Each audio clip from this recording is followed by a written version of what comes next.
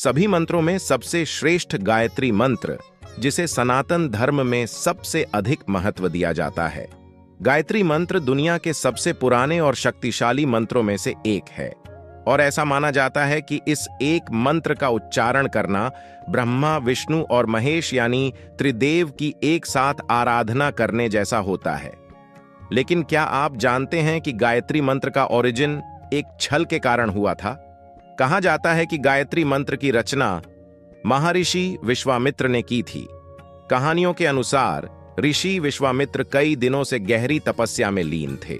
उनके ध्यान से उनकी बढ़ती हुई शक्ति को देखकर देवराज इंद्र को अपना सिंहासन छिन जाने का डर सताने लगा और इसीलिए ऋषि विश्वामित्र के ध्यान को भंग करने के लिए उन्होंने स्वर्ग की खूबसूरत अप्सरा मेनका को उनके पास भेजा।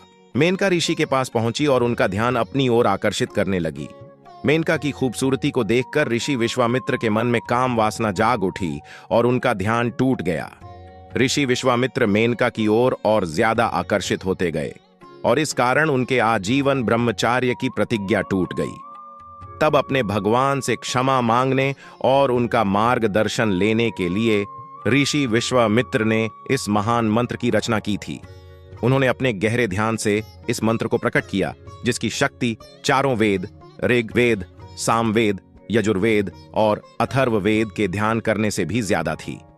गायत्री मंत्र का अर्थ है वह शक्ति जो इस पूरे ब्रह्मांड में ऊर्जा का सबसे बड़ा स्रोत है। इन तीनों लोगों के स्वामी हैं जो सूरज की तरह उज्ज्वल हैं, जिन्हें हर कोई अपनाना चाहता है। वह हमें ध्यान की ओर बढ़ने की बुद्धि और शक्ति दे।